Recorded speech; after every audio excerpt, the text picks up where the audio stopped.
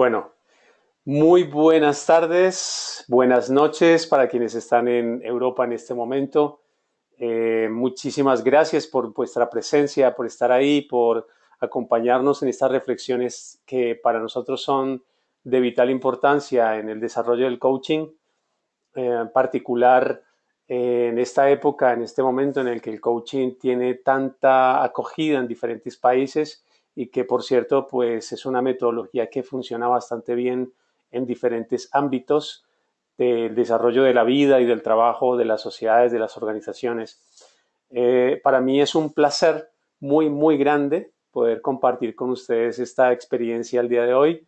Soy Carlos Julio Moya Ortiz, soy presidente de la AICP, Asociación Internacional de Coaching y Psicología, director de la Escuela Integrativa de Coaching y Psicología. He propuesto el enfoque integrativo de coaching y psicología basado en evidencias. Como vemos en todas partes está el coaching y la psicología, obviamente, porque es nuestro interés, es la razón que nos tiene reunidos aquí esta noche. Muchas gracias por conectarse de diferentes países, de diferentes ciudades. Eh, para mí es un placer, pero también es un compromiso con el conocimiento, es un compromiso con la sociedad en general, con todas las personas y entidades que se benefician del coaching al día de hoy. Bueno, me gustaría comenzar, aparte de esta presentación, también decir y agradecer a Eduardo Laureano, que es la persona que está encargada allí en España de llevar todo el tema de marketing, de comunicaciones, gráficas y demás, a Jean-François Mateus, que está allí en Bristol, que es la persona que lleva el tema de web y de difusión también de algunos elementos de software que no solamente en la web, sino también en los procesos de formación llevamos para adelante. A Mercedes Valladares, a Luis Dani Herrera, a Luz Dani Moreno, al equipo en Colombia, al equipo en España, a Cristina Hijón, bueno, en fin, a tantas personas que aunque no las vemos, están ahí también detrás de estas experiencias, de promover estos espacios de trabajo y de reflexión. Bueno, dicho esto, también quiero dedicar especialmente esta presentación, esta reflexión a los estudiantes de la 11ª edición del máster de Life and Business Coaching y Life and Coaching Social y de la Salud, Coaching Educativo, que están cursando este año la formación en Coaching Transcultural. Bueno, ¿qué es coaching? Vamos a empezar un poco por la reflexión de lo que es coaching, qué es y qué no es. Por cierto, breve paréntesis, si alguien quiere hacer alguna pregunta, levanta la manito que está en el panel de control, esa pequeña mano que está ahí, o escribe en el apartado de preguntas y con mucho gusto podemos leerlas luego y comentarlas, ¿vale? De todas maneras, me gustaría que apuntáramos las preguntas. Con eso, al final, antes de terminar, pues revisamos un poco y complementamos información. Si alguien quiere hacer una pregunta en directo en el momento, levanta la mano y abrimos el micrófono en la medida de lo posible, que no hayan muchas manos levantadas. Bueno, vamos a partir de la definición que propongo de lo que es coaching. Esta definición, valga decir, quiero decir que ha sido una definición que ha surgido, digamos que ha sido elaborada a través de la aplicación del modelo, de este modelo integrativo de coaching y psicología basado en evidencias, que venimos trabajando desde el 2007. Digo venimos porque hay pues ya un grupo de personas que allí en España han venido colaborando desde el 2006, inclusive trabajando con personas en riesgo de exclusión social y que ha sido, por supuesto, un modelo que se ha venido construyendo de manera empírica, desde la realidad, desde la aplicación. Entonces, llega el momento en que hay que producir una definición para poder encuadrar, enmarcar todos los componentes. Advierto que es una definición más bien académica, es una definición que tiene que ver más bien con un elemento, eh, digamos, de fundamentación. Por eso procedo a leerla, si es que no la habéis leído ya. Dice, es una metodología derivada fundamentalmente de la psicología.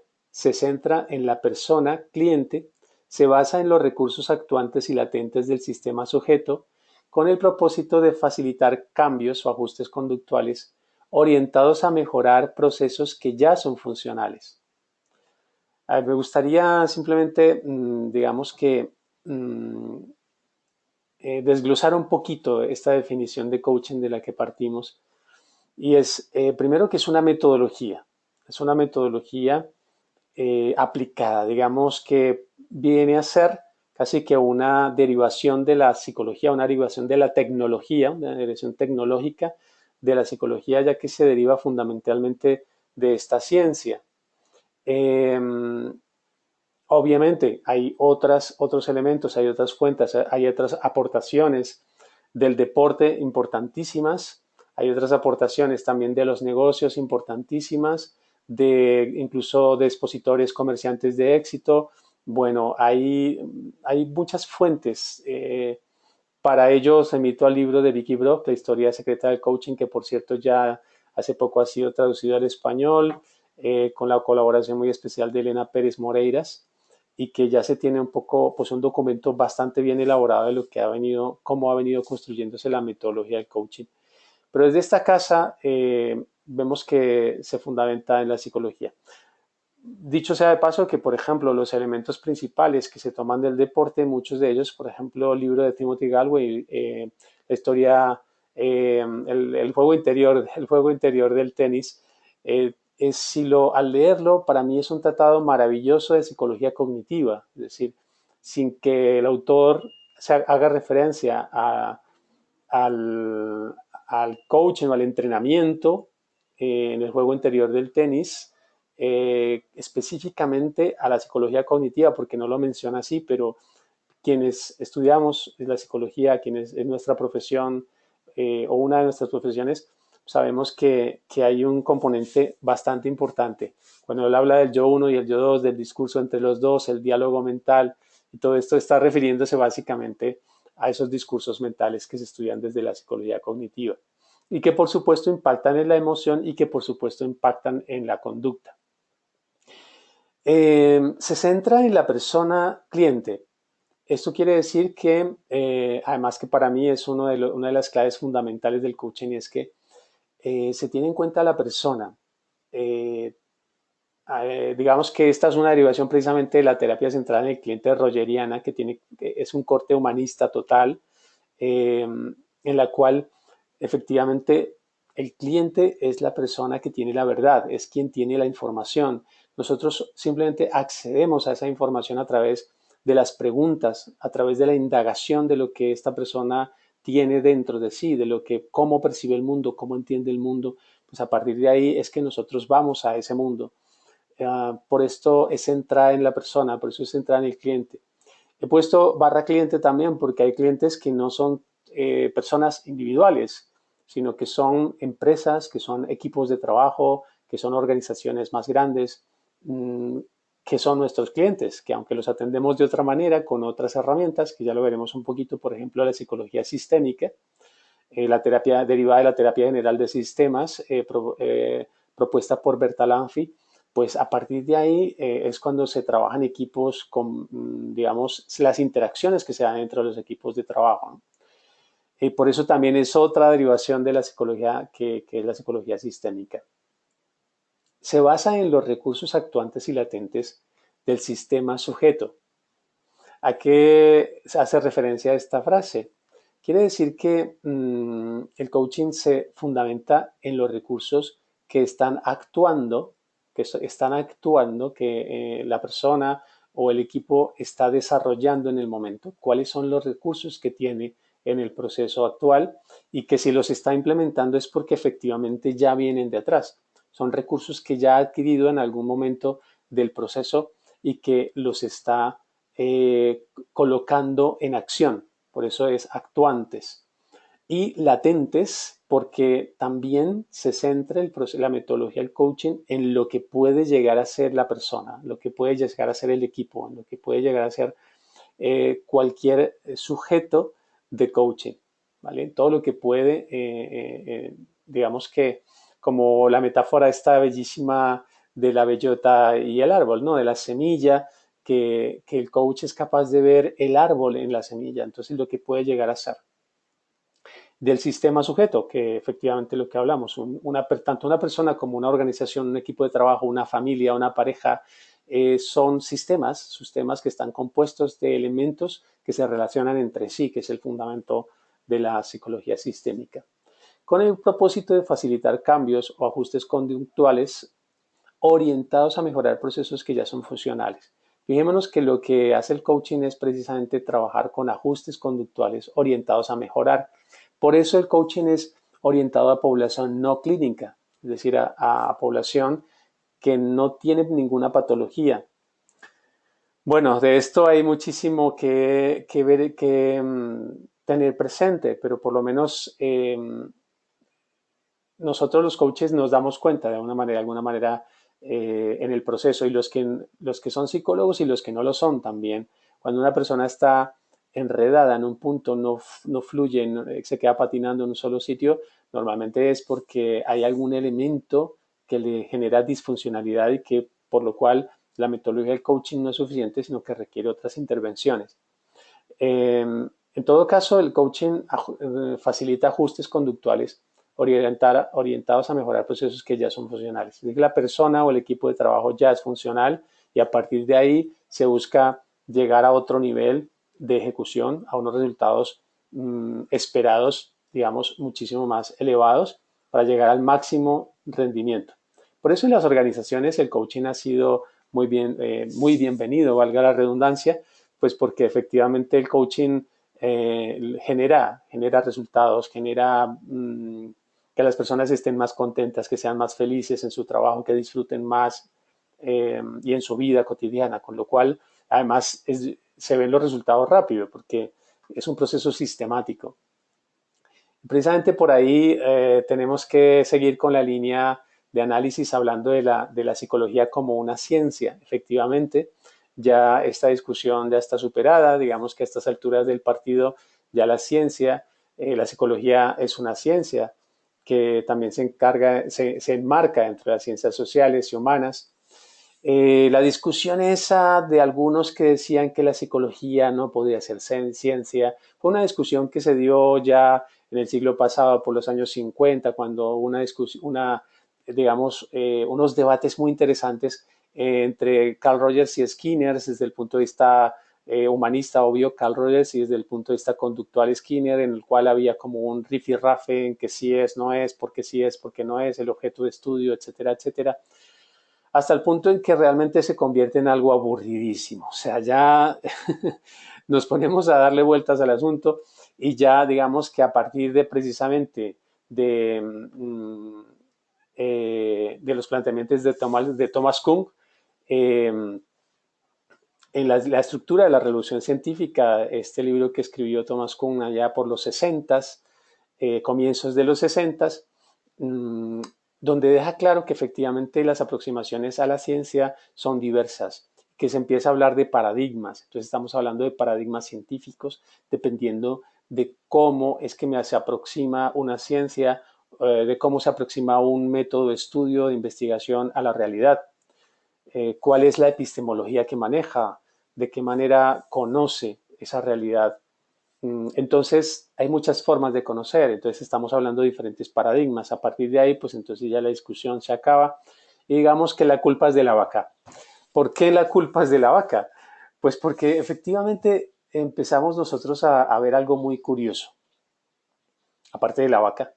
Y es que quiero recomendar este libro que por cierto es de Jaime Lopera Gutiérrez y Marta Inés Jaramillo, en el que hablan precisamente relacionándolo con las revoluciones científicas, la estructura de las revoluciones científicas del libro de Thomas Kuhn, y es que cuando hay una crisis, se genera una revolución, cuando hay momentos críticos de algo, se genera una revolución y algo pasa, algo nuevo pasa. Pues es sencilla la metáfora de la vaca. Y es que aquí nos cuentan los autores que es muy sencillo.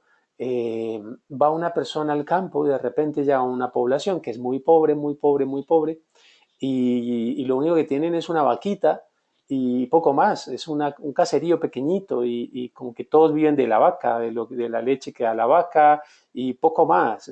No hacen los quesos y toman la leche y bueno, en fin, poco más. Labran un poquito la tierra y viven ahí como muy pobremente. Resulta que la gente se va a dormir y una noche de descanso, esta persona que es visitante, que además es un sabio, cuando ya todo el mundo está durmiendo, se lleva la vaca y la desparrama por un barranco. La deja ir por un barranco y obviamente la vaquita se muere. Y al otro día el hombre se va y se pierde, se va del campamento, se despide y bueno, les deja el marrón. Todo el mundo, ¿qué pasó con la vaca? ¿Qué pasó con la vaca? Pues la vaca se murió. ¿Qué pasa? Años después regresa este personaje al pueblo y ve las calles pavimentadas, ve edificios, ve casas súper bonitas, bueno, ve todo muy arreglado, ve por un lado cultivos, por el otro lado una cosa, por el otro lado la otra, comercios, y se pregunta, ¿qué pasó? Entonces la gente le dice, no, lo que pasó fue que aquí nosotros teníamos cuando usted vino una vaquita y esa vaquita se murió, no sabemos cómo fue que se murió, pero nos quedamos sin con qué vivir.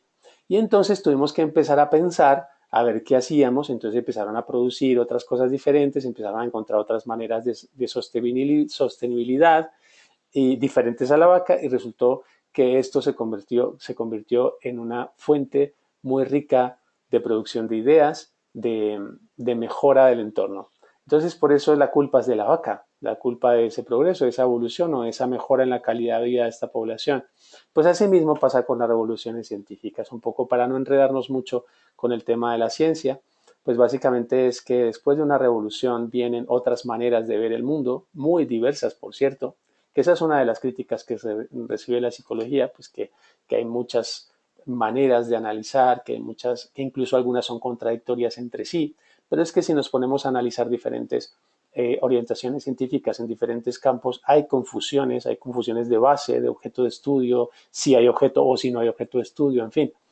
Por eso había puesto yo antes esta foto, porque si nos ponemos a hablar de esto nos aburrimos. Así es de que vamos para adelante y decir que a mí personalmente me encanta esta propuesta de Spinoza y es ese esfuerzo natural por conservar el ser, digamos que refiriéndose a un enfoque precisamente integrativo. Antes de Spinoza se hablaba del modelo cartesiano, de la separación de la mente y el cuerpo, eh, unidos por allá por la glándula pituitaria, como decía Descartes, pero separados. Mientras que Spinoza habla de un esfuerzo de la naturaleza por conservar el ser íntegro, unido, unificado, es decir, que nuestra mente, nuestros sentimientos, nuestro lenguaje, nuestro cuerpo, nuestras emociones, todas las reacciones bioquímicas, neurológicas están todas relacionadas y conforman una unidad. A partir de ahí es muy interesante porque nosotros podemos empezar a ver los diferentes aportes de las ciencias, de las diferentes líneas de la psicología y de otras ciencias a la metodología del coaching y ver que todo encaja de alguna manera, ¿no? Que esa unidad encaja de alguna forma. Por eso, digamos que planteo esta propuesta, además es una reflexión desde el ejercicio práctico también. Y pues nuestra idea es efectivamente que en el coaching, en el corazón del coaching, en el centro del coaching esté la ciencia, pero que el coaching esté fundamentado, que tenga un rigor académico, que tenga una explicación lo más claramente posible sustentada de sus herramientas, de sus técnicas, de sus metodologías, de sus estrategias. Lo que sí considero que es muy importante y que es transversal, es que hemos de ir paso a paso para comprender cómo suceden las cosas, paso a paso. Estamos hablando de que el coaching es relativamente nuevo, a finales del siglo pasado, surge como estructura, se empieza a difundir, se empieza a utilizar, aunque su génesis sea anterior. Eh, y en la actualidad pues se conoce mucho. Hay quienes dicen que hay muchas profesiones, disciplinas, oficios que no se conocen, que digamos que en 20 años, por ejemplo, las nuevas generaciones van a cambiar 3 o 4 veces de empleo o de profesión y algunas de esas profesiones todavía no se conocen, apenas se están construyendo, pues el coaching no es la excepción, es una manera de abordar eh, la vida, de abordar los procesos vitales, de abordar las relaciones, de abordar el conocimiento muy diferente y que apenas está haciendo esa revolución. Entonces, por eso hemos de ir paso a paso en lo que vamos haciendo, cómo se está construyendo, cómo se está elaborando esta metodología y no dar nada por sentado. Yo creo que esta es una actitud muy de científicos, ¿no? De no dar nada por sentado, de poner entre paréntesis todo, hacer una epogé de todo, es decir, dudar, ahí sí un poco la duda cartesiana viene bien, dudar de todo para poderlo mejorar, para poderlo contrastar, para poder ver que efectivamente tenemos o no razón en las cosas. Esa es un poco la idea de lo que planteamos. Y por supuesto también esta imagen para mí es muy importante porque tiene que ver con, no solamente con la ciencia, sino también con la humanidad. Veamos que detrás, en el fondo, hay personas digamos que es como un médico que está atendiendo a un paciente, ¿no? A una persona. Pues también, ¿no? No solamente la reflexión de la construcción de la metodología desde unas bases sólidas, sino también el efecto humano, el efecto social que puede tener toda la aportación de esta metodología del coaching, que en su momento ha sido, digamos, muy fuerte, ha tenido una gran fortaleza en las empresas, en las organizaciones, por lo mismo, ¿no? Porque genera mejoras, porque quiere mejorar, llegar al punto óptimo de desarrollo y de producción. Pues asimismo también para nosotros es tan importante que se haga en la sociedad, en los ámbitos sanitarios, en los ámbitos sociales, los sectores de tercer sector, sectores de exclusión social. Bueno, por cierto, el nombre de esta conferencia lo tomé prestado de Carol Kaufman, que tiene un artículo muy interesante que escribió allá por el 2006 en Psicología Positiva, Positive Psychology, The Science at the Heart of Coaching. Entonces, este artículo tiene que ver con la ciencia en el corazón del coaching y por eso me pareció interesante. ¿Y a qué se refería Karl Kaufman en su momento? Era básicamente a la psicología positiva con todos esos regalos que tiene. Primero, haciendo una distinción entre cómo la investigación hasta los mediados del siglo pasado se estaba centrando solamente en el dolor, en el sufrimiento, en la pérdida, en la fatiga, en la depresión, en la angustia, en la ansiedad, en los duelos, digamos que en general, en las deficiencias humanas. Entonces, Karl Kaufman en este artículo resalta la importancia de los trabajos de Seligman, por ejemplo, de Seligman, Csikszentmihalyi, Meyers, Fredrickson, todos estos investigadores que comenzaron a ocuparse de lo que sí funciona, de la parte que sí funciona bien de los seres humanos, lo que le da vida, lo que le da fuerza, lo que le da felicidad, lo que le da esperanza, lo que le da motivación, lo que hace que uno, cómo hacer para que las personas estén bien. Digamos que, de hecho, Seligman en su momento empezó con la desesperanza aprendida. Para quienes les es nuevo este concepto, Seligman primero estudiaba cómo era que las personas se deprimían, cuál era el proceso eh, por el cual una persona llegaba a deprimirse. ¿Qué sucedía en esta persona? Entonces él fue descubriendo una curva de aprendizaje en la que la persona pues tenía pensamientos derrotistas, el ánimo bajo, su conducta variaba, digamos que tenía menos hábitos de higiene, no hacía deporte, pocas relaciones sociales, no tenía sentido ni propósito, etcétera, etcétera. Y empieza a darse cuenta cómo esa curva, que además, por ejemplo, en España, cuando estuvo la crisis de los 2000, pues justamente cuando empezamos con este modelo, veíamos a parados de larga duración, que de hecho todavía, y esperemos que por poco tiempo, pero es una realidad que está viviendo, por ejemplo, los agentes de servicios sociales del Ministerio de Sanidad, Servicios Sociales e Igualdad en España, para el cual hemos hecho ya algunos proyectos nosotros. vemos parados de larga duración que generan, que evidencian esta curva de aprendizaje que hablaba Seligman de la desesperanza aprendida. Que al comienzo, cuando pierden su trabajo, pues van a la oficina de empleo, van con cierta forma de comunicar, digamos que con cierta tono, no alegre, pero sí vital, su forma de arreglarse, su apariencia por de actitud, tienen sus redes de amigos, de familia, etcétera. Y cuando va pasando el tiempo se va viendo el deterioro de las personas, se va viendo en su aspecto físico, se va viendo en su lenguaje, se va viendo en su motivación, se va viendo en la disminución de sus redes sociales, etcétera.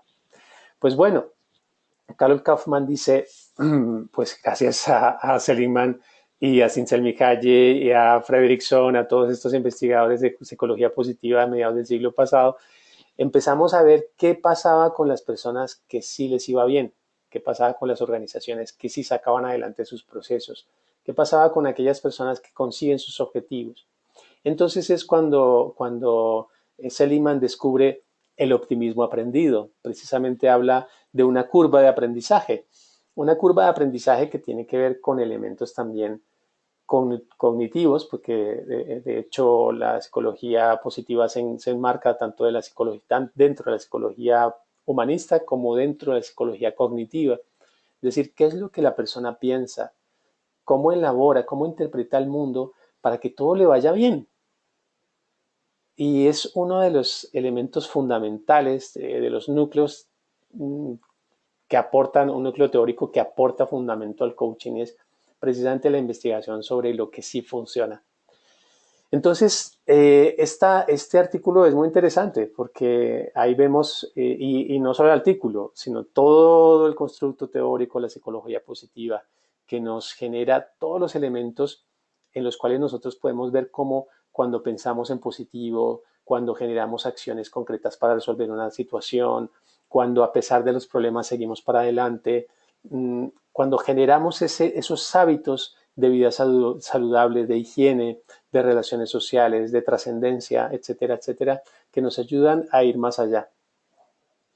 Pero bueno, partiendo simplemente de este elemento, sería interesante también ver cómo, por ejemplo, comprendemos dentro de la metodología del coaching cómo se llega de un punto A un punto E. En el caso del modelo integrativo de coaching y psicología basado en evidencias, habla del punto A al punto E, es decir, de un estado actual a un estado de excelencia, un estado deseado, esperado, algunos lo llaman extraordinario, es decir, eso es un elemento transversal de las diferentes nociones de coaching que tenemos en la actualidad. ¿No? Todos sabemos que partimos de un momento actual hasta un estado deseado. Precisamente, el primer impulso que da, la primera línea de fortaleza, una de las primeras que da este impulso es la psicología positiva con todo esto, ¿no? Cuando encontramos a un cliente y queremos trabajar coaching con él, lo primero que hacemos es dónde estás y a dónde quieres ir. ¿Dónde te encuentras? ¿Cuál es el punto de partida en el que te encuentras y hasta dónde quieres llegar? ¿Cuál es ese sueño? ¿Qué es lo que deseas? ¿Qué es lo que esperas? Y a partir de esa construcción mental, que no deja de ser un elemento cognitivo, visualizamos, soñamos juntos. Me invito a mi cliente a soñar, que él sueñe. Hay una serie de herramientas que utilizamos también para identificar muy bien el sueño, para que la persona sobre todo construya muy bien el objetivo, para que no sea algo fantasioso, sino que sea algo que tenga cuerpo y que pueda ser realizable. Entonces, ¿qué es lo que sucede? Ahí vamos a revisar ya no solamente elementos aportados de la ciencia desde el punto de vista de la psicología positiva, sino de otros elementos, por ejemplo, mindfulness, terapias de tercera generación. Las terapias de tercera generación son terapias conductuales. Allá por los 50 se habló de la primera ola de terapias conductuales, donde solamente se tenía en cuenta la conducta, estímulo, respuesta, consecuencia y poco más. Digamos que las investigaciones de ese entonces pues eran esas, eran las que habían. Pero a partir de los 70 se empezó a incorporar dentro de las terapias conductuales los elementos cognitivos, digamos el pensamiento, lo que algunos llaman caja negra, es decir, porque allí en el pensamiento, dentro de nuestra cabeza, pues no sabemos qué pasa, ¿no? Y es así, es muy complicado saber qué está pensando el otro realmente, cómo interpreta el mundo. Por eso en su momento los conductistas puros lo llamaron caja negra, pero se terminó asimilando en esa segunda ola por los 70s lo cognitivo a lo conductual y se llamó cognitivo conductual. Y en la tercera ola, allá por los 90 empezó ese movimiento, pero hasta los 2004 con Hayes, más o menos, 2004, las investigaciones de Hayes, entre 2000 y 2004, se empezó a ver que realmente las terapias de tercera generación eran un elemento importante dentro de la terapia, dentro de la psicología conductual. Fue aceptada.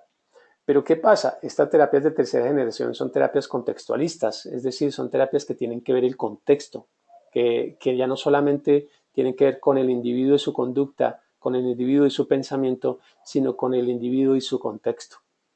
Por eso son contextualistas. Obviamente, antiguamente también se tenía en cuenta el contexto, obviamente en la interacción, estímulo, respuesta, consecuencia. Pero aquí ya no solamente se ve el contexto como un determinante de la conducta, sino como un elemento fundamental de la comprensión de la realidad del ser humano. Estamos hablando por ejemplo, mindfulness, que es una de las técnicas utilizadas dentro de las terapias de tercera generación, que por cierto el mindfulness, y por eso la foto, genera estados de relajación, calma mental, digamos que una evacuación, un ejercicio de limpieza de la mente, de despejar nuestros pensamientos a través de ejercicios que nos lleven a estados de relajación y de tranquilidad, que muchos de ellos se basan en la respiración, en la conciencia corporal, en la conciencia emocional, en la conciencia del sí mismo. Que por cierto incluye por supuesto las emociones, incluye por supuesto no solamente las emociones que algunos llaman negativas y las positivas, algunos las llaman porque para mí las emociones no son ni buenas ni malas, son adaptativas, como plantea Isabel Aranda en su libro Emociones Capacitantes, y como Damaso en su investigación también en neurociencias aplicadas a las emociones también las ve como adaptativas. El punto es que el mindfulness te permite conectarte de una manera tranquila y relajada en el presente. Presente que, por cierto, ha sido muy elaborado por la terapia gestáltica, que ha sido derivada también de un enfoque científico por muchos alemanes, porque tuvo su origen en Alemania, y que también coincide en las terapias de tercera generación, mindfulness en concreto, con la Gestalt en el estado presente, en el aquí y en el ahora, como un elemento fundamental para la eficacia. Dicho sea de paso que el modelo que planteo y que en su momento surgió también con unas altas dosis de meditación. Álvaro Gómez, uno de los componentes principales del equipo de ese momento, era meditador y sigue siéndolo. Además hace una labor bastante bonita, importante, acompañando a personas a que aprendan a meditar, simplemente meditar. Estas terapias y estas aportaciones tienen para los cientificistas, digo yo cientificista, que el que solamente está en un modelo positivista lógico experimental, que piensa que quizá estos modelos tan antiguos, ancestrales, que son además orientales, que tienen origen budista, que es básicamente la observación tranquila y la aceptación gozosa de todo lo que pasa. Digamos que es uno de los máximos fundamentos budistas, ¿no? La aceptación gozosa de todo lo que pasa en el presente, la atención plena a lo que pasa y la aceptación, que es otro elemento de las terapias de tercera generación, la aceptación y el compromiso. Cómo estas terapias además han aportado fundamentos, herramientas, tecnología, estrategias al coaching, porque en el coaching realmente invitamos al cliente que esté en el presente. ¿Qué está pasando en tu vida ahora? ¿Cómo estás? ¿Qué sucede? También desde una visión positivista o positiva, en la cual todo lo que sucede es para algo, que además también es otro mantra oriental, ¿no? Todo es para algo positivo, es decir, cómo le podemos encontrar un bienestar a algo que a lo mejor aparentemente no lo tiene, que además es una question thinking, una pregunta láser, una pregunta que va más allá, que ayuda a que el cliente revise su realidad de una manera más proactiva, mucho más eficiente que preguntarle al cliente por aquello que no sirvió, que no funcionó, ¿no? Sino más bien, esto que está sucediendo, ¿qué te está enseñando? ¿Qué te está diciendo? Aunque sea una emoción incluso desagradable, que yo la llamaría más que mala o emoción negativa, más bien desagradable. Pero que ese estado desagradable, ¿qué te está informando en el presente y para qué? Digamos que las terapias de tercera generación que se aplican para combatir la evitación, que es uno de los elementos que viene a, digamos que a solucionar las terapias de tercera generación es la evitación, aparte porque el problema de la evitación, conductas evitativas, cada vez las desarrollamos más porque por la misma tecnología, por la misma fluidez de las cosas, como dice Bauman, es un mundo líquido. Mm,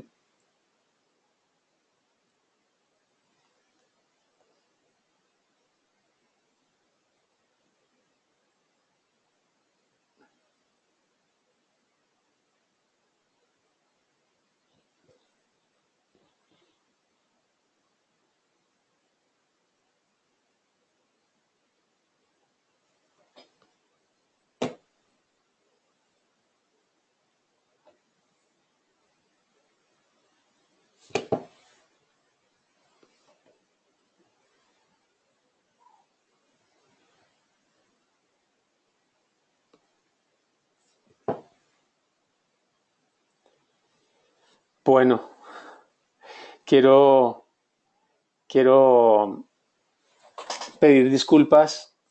Ha habido un pequeño corte en la grabación, en la presentación, hubo un pequeño corte en la red.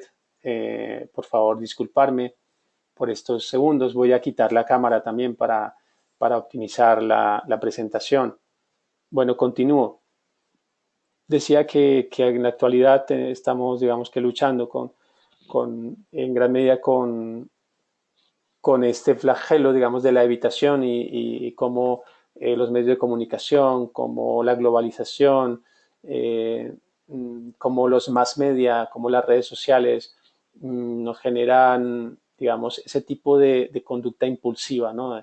De procrastinar, y que, digamos, estas terapias nos sirven y que vienen a aportar al coaching precisamente herramientas para afrontar y para mejorar el rendimiento de las personas.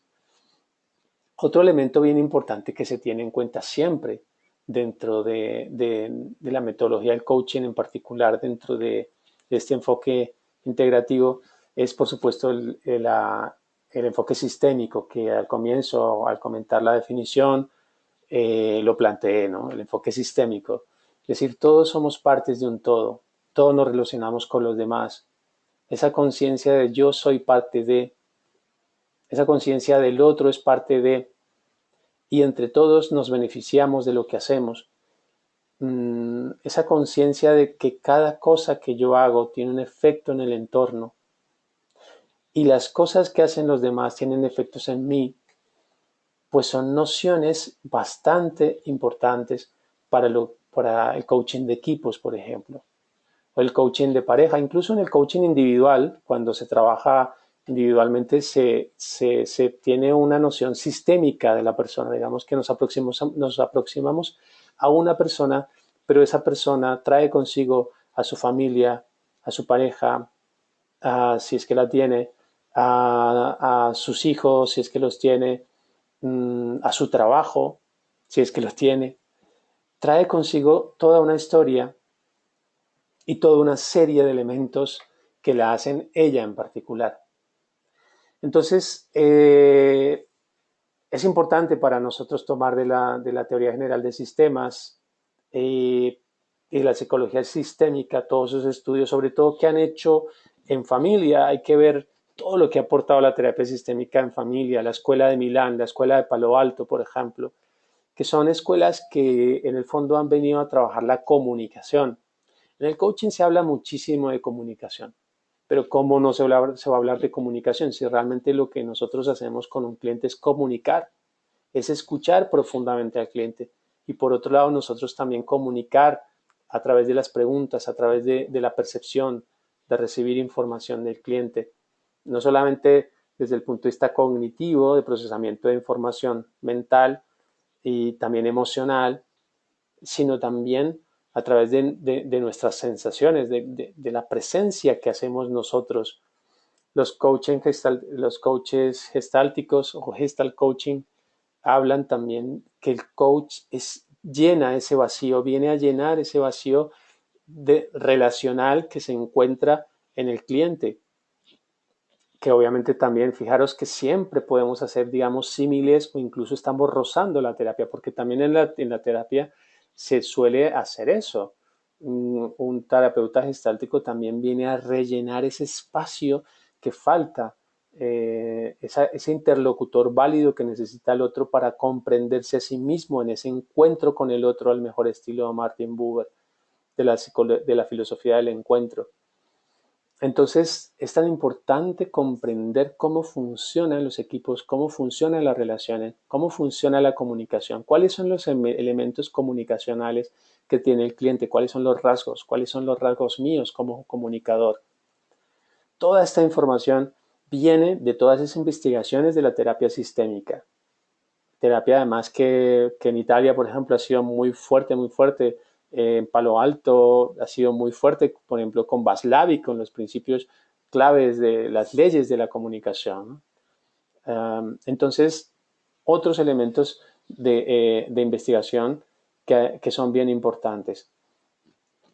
Aquí, en esta gráfica, quisiera yo citar a dos corrientes de psicología. Por un lado, la transpersonal, digamos, la conciencia de que somos parte de un todo, de un todo mayor, ya no solamente desde el enfoque sistémico, porque Bertalanffy era biólogo, entonces él se centraba mucho en los pequeños sistemas y sus relaciones, sino parte de un todo mayor quiere decir también a lo transpersonal, a algo grande, a algo que, que desde la religión, desde la religiosidad se puede entender como Dios, como si una persona que puede ser eh, muy poco religiosa o incluso atea, pero siempre será espiritual, porque todos tenemos ese espíritu, absolutamente todos. Eso espiritual está innato en nuestro ser, está programado en el ADN y todos necesitamos tener una conciencia de algo mayor, que si no es Dios, entonces es un grupo, si no es un grupo de referencia, entonces es la naturaleza, si no es la naturaleza, entonces es la humanidad, si no es la humanidad, entonces es la animalidad. Pero hay algo de lo cual somos parte, del cosmos infinito, y que para nosotros esa noción es bien importante, sobre todo para trabajarnos el ego, para ver que somos una pequeña partícula dentro de un gran universo, pero por pequeña que seamos, estamos compuestos de lo mismo que está compuesto el universo, con lo cual somos una partícula fundamental para el universo. Esa conciencia de todo, esa conciencia está en lo transpersonal. Y también la logoterapia. Para mí la logoterapia es una de las herramientas que más ha servido dentro del modelo de coaching que nosotros llevamos, porque es a través de la logoterapia, la terapia o la voluntad de sentido que plantea Viktor Frankl, donde nosotros podemos ejercer nuestra libertad. Para quienes les pueda interesar esta parte, os recomiendo el libro del hombre en busca de sentido de Viktor Frankl, donde habla de cómo fue encarcelado, humillado, torturado de todas las maneras posibles en los campos de concentración nazi. Y cómo solamente, decía él, a pesar de perderlo todo, hasta perder el nombre, porque se le asignaba un código, a pesar de perderlo todo, lo único que yo no podía perder era la actitud que yo decidía asumir ante esa situación. Es muy bonito porque aparte también habla esta corriente que también está enmarcada dentro del enfoque humanista, pues ha trabajado profundamente el existencialismo, profundamente.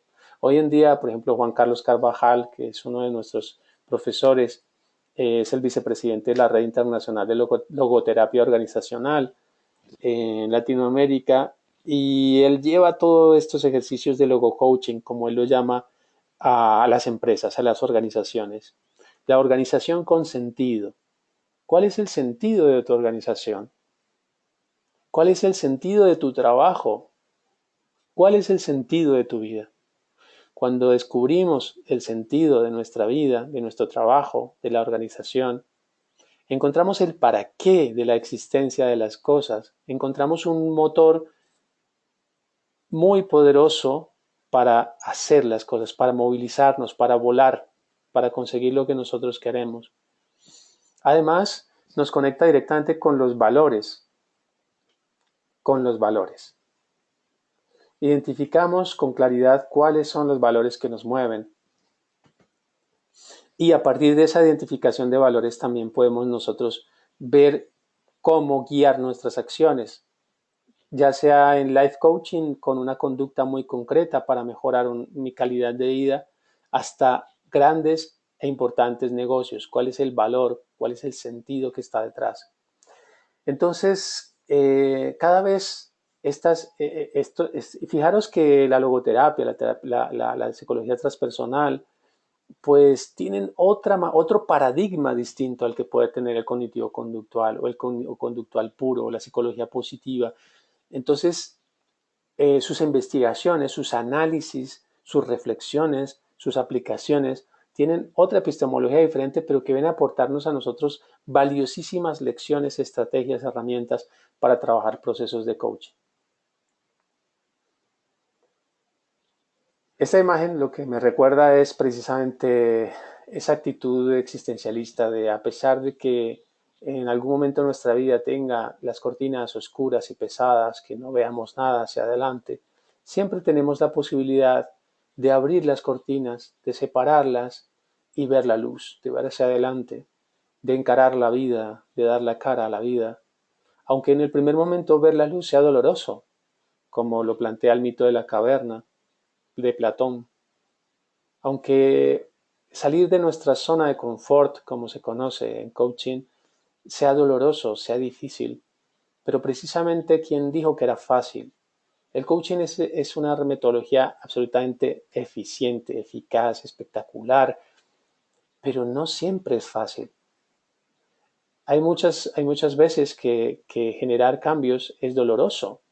Precisamente por eso nosotros comenzamos los procesos con psicología positiva, viendo cuál es un inventario de recursos, cuáles son las cosas que tengo a favor. Partamos del presente hacia el futuro, porque el pasado pues ya pasó y si me quedé estancado en el pasado, en un duelo patológico, pues no es para el coach. Eso hay que derivarlo a un psicólogo especializado en duelos o a otro especialista. Pero partimos del presente y con todos los recursos hacia el futuro porque hay situaciones difíciles que hemos de abordar. Y precisamente dentro de la metodología del coaching también está la pregunta, ¿no? ¿Cómo vas a resolver esas dificultades? ¿Cuáles son esas dificultades? Hablando precisamente de la aceptación y el compromiso. La aceptación es parte de este proceso de coaching en este punto, ¿no? Donde ¿qué es lo que te frena? ¿Qué es lo que te dificulta? ¿Cuál es tu dolor? ¿Cuál es tu sufrimiento? Vamos a verlo. Estoy aquí para escucharlo contigo, para verlo, para detallarlo, para ver qué información útil nos trae tu dolor. ¿Qué información útil trae esas emociones que en este momento puedes estar pasando difíciles? Y sacarle provecho a todo. Esto es como el cerdo en España, se le saca provecho hasta la pezuña. Pues igual, toda la parte cognitiva, todos los elementos cognitivos, digamos que Albert Ellis, Aaron Beck son, digamos que uno de los padres de la psicología cognitiva, que ha evolucionado de una manera espectacular. Si hay un campo de la ciencia en el que más ha sido prolífico, ha sido pues, en la psicología, porque hay muchísima producción, muchísima. Pues el pensamiento, cuando hablamos de pensamiento positivo, cuando hablamos de creencias potenciadoras, cuando hablamos de creencias limitantes dentro del lenguaje del coaching, que además fijaros que cada corriente va generando un lenguaje, pero en el fondo estamos hablando de lo mismo, estamos hablando de cognición, de mapas mentales, de interpretación de la realidad, de cómo percibimos la realidad. ¿Mm? Aportes de la Gestalt también están aquí, ¿no? Cómo configuramos nuestra realidad, esos mapas mentales que tenemos hechos en nuestra cabeza y que por supuesto impactan el medio, impactan lo que somos, impactan lo que queremos ser, impactan nuestra manera de aprender y de desaprender. Mm, muy bien. Por ejemplo, todas las aportaciones de Bandura al cambio, aunque este elemento de Bandura, los elementos de Bandura vienen después en la parte conductual, porque habla más de aprendizaje, de cambio y desarrollo, pero también se basa en elementos cognitivos, ¿no? Y que no solamente es el pensamiento aquí, sino su relación con la bioquímica humana. Con este, me refiero concretamente a las neurociencias, que hay quienes defienden la hipótesis de que la psicología le cuesta hacer ciencia, que eso fue en el siglo pasado, que su discusión que hubo en su momento, mm, a lo que apuntaban en su momento era que la psicología para hacer ciencia debería centrarse en la investigación de las neurociencias y de la biología, la bioquímica, en fin, en definitiva. Pues sí, hoy en día tenemos avances espectaculares en cómo funciona, en comprender cómo funciona este órgano, el cerebro, la manera en que está clasificado, en que está todo organizado, en cuál es como esa torre de control que si la pinchamos en un sitio va a tener una respuesta en otro sitio. Digamos que todo nuestro organismo está regulado y está dirigido por este órgano. Es bien curioso porque el cerebro está bien protegido, ¿no? Es, digamos que evolutivamente hablando, se ha protegido bastante bien. Toda nuestra estructura corporal está protegiéndolo. Está la parte más alta del cuerpo, está protegido por huesos bastante fuertes. Además tenemos el cuero cabelludo, el cabello. eh, mmm, Todo esto viene a protegerlo. ¿Por qué? Pues porque es un órgano fundamental para la supervivencia. Pero que también podemos ir a la exageración y hablar del cerebro. Personalmente tengo una postura un poco, si no crítica, por lo menos reflexiva respecto a que no podemos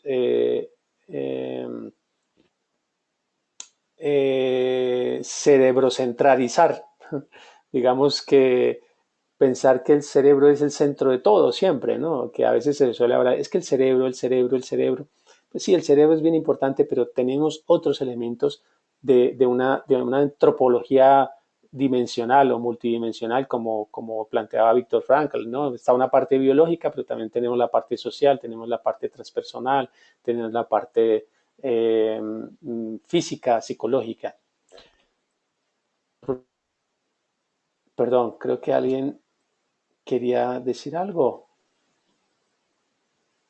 Bueno, no sé. Bueno, continúo, había un pequeño ruidito. Continúo porque ya estamos cerquita. Y por supuesto el impacto en el cuerpo. Hay otro elemento bien interesante de orientaciones psicológicas que no se conocen mucho, pero que realmente vienen a aportar elementos bien importantes. Por ejemplo, el focusing. El focusing es un elemento interesante. ¿Por qué? Porque son terapias que se centran, tío, ¿sí? Digamos que todo nuestro organismo está. Terapias que se centran en lo físico, en el cuerpo, en cómo el cuerpo um, acusa, recibe, percibe, acumula tanto emociones como hábitos, como todo el esquema mental cognitivo que tenemos, como nuestra configuración neuronal, todo está reflejado en el cuerpo, con lo cual es bien importante tener una atención especial al cuerpo, cómo a través del cuerpo podemos expresar las emociones más auténticas. Se dice que podemos engañar con el lenguaje, podemos intentar engañar con el lenguaje, con la construcción lingüística que hacemos de las cosas, incluso engañarnos a nosotros mismos con las construcciones lingüísticas que hacemos de nosotros mismos. Para resumir, nos decimos mentiras y les decimos mentiras a la gente. Pero el cuerpo no miente. Cuando nos enfermamos, el cuerpo es el primero que avisa. Es más, antes de enfermarnos, el cuerpo ya te está avisando. Cuando estamos comunicando, el cuerpo comunica.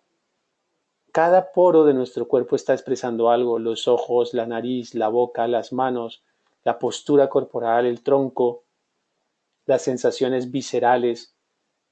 Todo el cuerpo comunica. Entonces la importancia del cuerpo dentro de un proceso de coaching es fundamental, y dentro de un modelo integrativo en el cual todos los aportes de las diferentes investigaciones, diferentes corrientes de psicología con su correspondiente epistemología vienen a aportar al coaching sus elementos y sus estrategias. Entonces el cuerpo es otro elemento fundamental, y para quienes quieran averiguar algo más sobre focusing, pues es interesante. Dicho está el tema de las emociones, que pues derivado precisamente de todo este discurso de cómo interpretamos el mundo, de cómo nos relacionamos con el mundo, qué tanto aceptamos o no aceptamos la realidad que tenemos, de qué vamos por la vida. Por ejemplo, otro elemento que me parece súper interesante para el estudio de las interacciones y las transacciones viene derivado del análisis transaccional de Eric Berne, que plantea efectivamente cómo eh, podemos generar roles en las transacciones, en las interacciones con los demás, e ir de víctimas. Ahí sería como el huevo con el estrés postraumático, ir de víctimas, que todo me pasa a mí, que pobrecito yo, que estoy sufriendo, o el que genera, por ejemplo, estados depresivos, y que de pronto ahí también eh, eh, se pueden obtener ganancias en las interacciones cuando voy de víctima. Las emociones que pueden encontrarse en cada uno de estos roles, por ejemplo, de tristeza, de pena, de angustia, el famoso perseguidor, que yo creo que lo pondría en fatiga crónica, ¿no? Porque es aquel personaje que está todo el tiempo cansando a los demás, aturdiendo a los demás en sus relaciones. Es bien interesante porque si conocemos, por ejemplo, esos fundamentos del análisis transaccional, esa mecánica que se da ese juego, en los roles que plantea Karman en el triángulo dramático, basado en el análisis transaccional, en la estructura de la personalidad desde el padre adulto niño que plantea Eric Berne, el conocernos un poquito a través de eso, conocer también esa información para poder elaborar preguntas, comprender y ayudar a que nuestro cliente comprenda cómo se relaciona con el otro, ¿sí?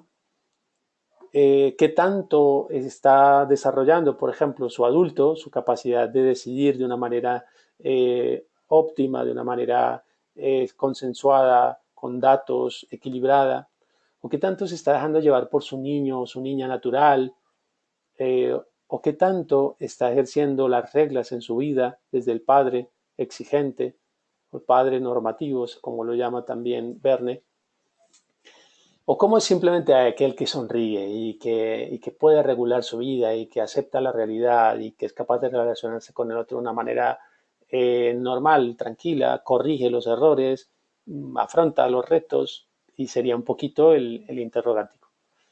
Pues bueno, también interesante el planteamiento de las emociones desde Eric Berne cuando plantea las emociones falsas, cuando nosotros, y que no es raro, fijaros que cuando estamos trabajando emociones, a mí me sorprende mucho que no sabemos el nombre de las emociones, no sabemos cómo se llaman, o no sabemos tres o cuatro, confundimos emociones con sentimientos.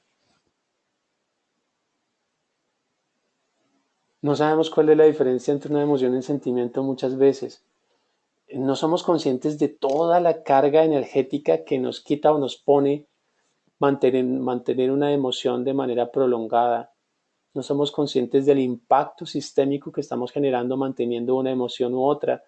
Llámese una emoción que facilita, una emoción facilitadora o capacitante, como la llama Isabel Aranda, o una emoción discapacitante, una emoción limitante, como queramos llamarla, que genere malestar en el entorno.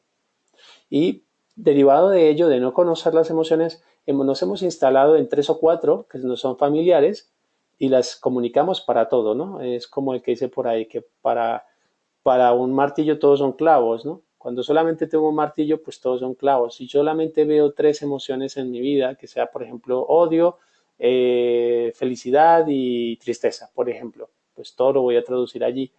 Pero si entramos en este mundo tan sutil y tan rico de las emociones, derivado precisamente de la psicología cognitiva, derivado de la psicología positiva, derivado de la investigación neuropsicológica, derivado de toda la comprensión del cuerpo y su estructura musculoesquelética. Si comprendemos todos estos elementos, vamos a podernos relacionar y entender mucho más fácil a nuestros clientes y por supuesto a nosotros mismos, porque el coaching ha de partir de nosotros, ¿no? De una calidad de vida, sin importar la raza, la edad, la religión, que tengamos una calidad de vida óptima. Eso es, digamos que eso es otra cosa que a mí personalmente el coaching me parece espectacular. Ha sido para mí digamos que un ágape, ¿no? Haber encontrado algo maravilloso dentro del campo del conocimiento en el cual yo soy el primer beneficiado. Por eso quienes estudiamos coaching, quienes somos coaches, hemos empezado por nosotros y en esta escuela empezamos por la persona del coach, que se encuentre mejor, que viva el coaching en primera persona, no solamente para aprenderlo, sino para vivirlo, para disfrutarlo y que cualquiera que sean sus características vitales, pues viva con ellas y viva bien dentro de ellas. A partir de ahí, pues todo será bienvenido.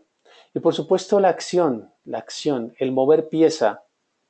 Pongo esta fotografía porque dentro del coaching es fundamental la acción, el movimiento y si me apuras, la conducta.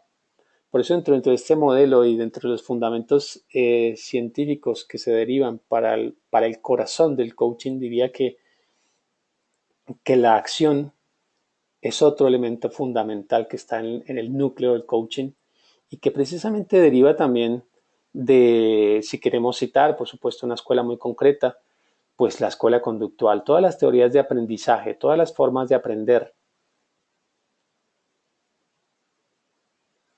el aprendizaje colaborativo, el aprendizaje experiencial.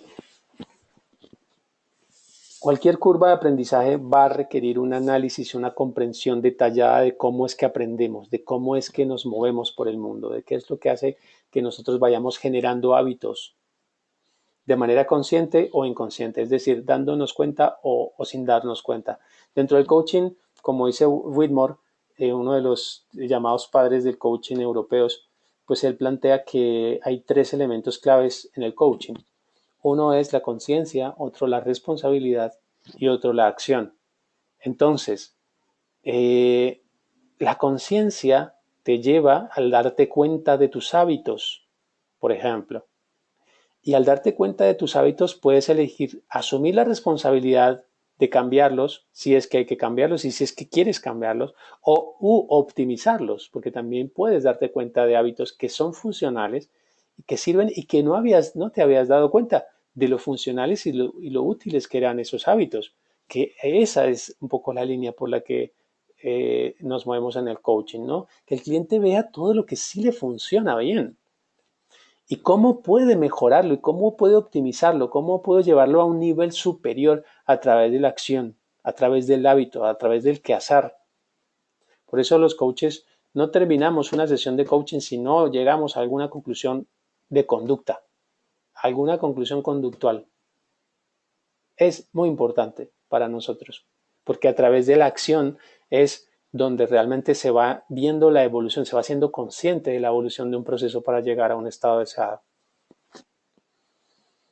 Muy bien, aquí he puesto esta fotito porque me recuerda al Kaizen. El Kaizen digamos que es una técnica, una metodología oriental que habla y que además ha sido citada en procesos de calidad de mejora continua, porque es desde una manera, desde un estado pausado, relajado, cómodo, un poco como esa sensación que transmite, a mí me transmite esta chica, que está cómoda, que está relajada, que está bien, pero está haciendo, se está moviendo, está haciendo algo porque acción no es solamente mover el cuerpo, acción también es tomar notas, hacer alguna labor, hacer alguna reflexión, hacer ejercicios de meditación, cuidar la alimentación, generar nuevas relaciones, mejorar las que hay, bueno, en fin, cualquiera, o hacer una estrategia nueva de negocio, bueno, pero poco a poco, desde un estado de calma mental, vas haciendo cada día algo, cada día algo.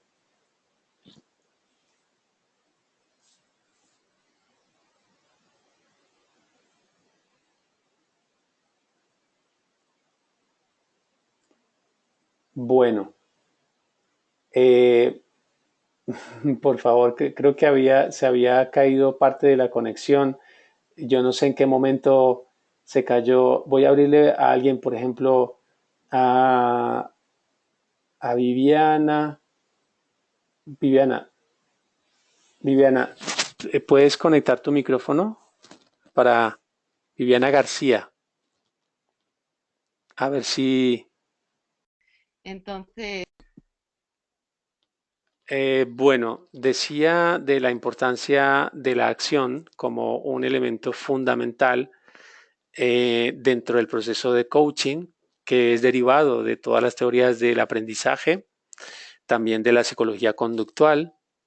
Antes había hablado de la importancia de las emociones, de cómo las emociones pues, son fundamentales en un proceso de coaching, pero que además son derivadas precisamente de estos análisis de las emociones de la escuela cognitiva, por ejemplo, también de toda la base neurocientífica que tiene todo el estudio de las emociones, de la base biológica que tiene también el estudio de las emociones.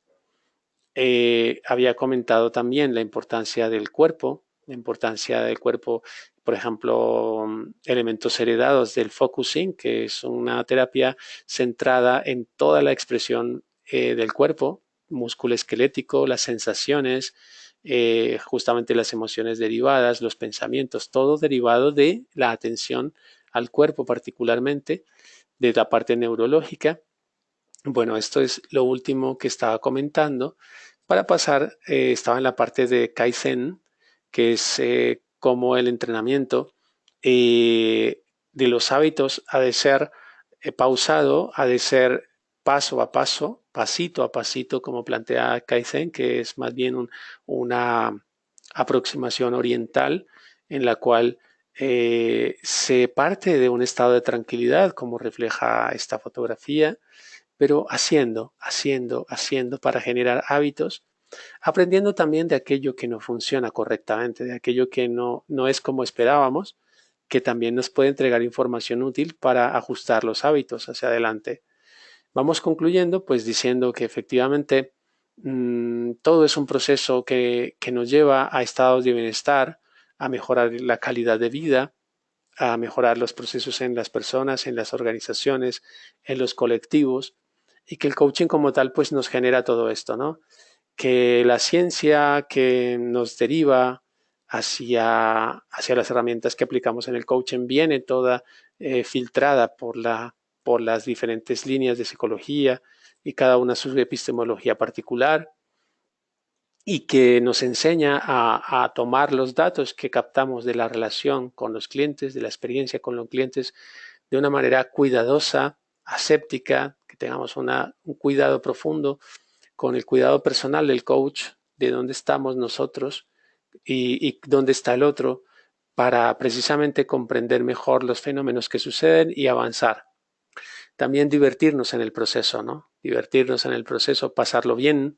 Eh, Siempre podemos experimentar, es decir, aprender de la experiencia, acumular datos, que es una de nuestras orientaciones desde este enfoque, pues para contribuir a la mejora de esta metodología, siempre llevando en el corazón la ciencia, el conocimiento, la experiencia, abordarla con cariño. Alguien dice que la inteligencia sin amor es algo psicopático, digamos que es algo que realmente es vacío, ¿no? La inteligencia sin amor. Y el amor solo sin inteligencia, pues también es un poco frágil, ¿no? Y es un poco vago también. Esa combinación es muy útil para precisamente entre todos y todas contribuir que este mundo cada vez esté mejor de cómo lo encontramos. Muchísimas gracias por vuestra presencia, por estar ahí, por acompañarnos. Como parece que hubo mucha interferencia, seguramente repetiremos esta presentación porque consideramos que es de alta utilidad para la contribución al desarrollo de esta metodología. Muy bien, muchas gracias. Voy a preguntarle a Mercedes simplemente si se escuchó bien esta última parte allí desde España para cerrar. Mercedes. Hola, Carlos. Sí, se ha escuchado, las conclusiones se han escuchado perfectamente, al menos aquí en Madrid, o sea, se ha recuperado tu tono de voz cálido y normal y bueno, yo creo que sí que merece la pena repetirlo, ¿eh? Bueno, Mercedes, pues muchas gracias. Me despido contigo en nombre de ti, contigo, en tu nombre, de todas las personas Ujú. que han acudido y pues muchas gracias. Muchas gracias a ti, Carlos. Bueno, Mercedes, pues buenas noches por allí, que estás trasnochando un poco Buenas noches. en España. Sí, muy bien, Carlos. Hasta luego. Chao, hasta luego.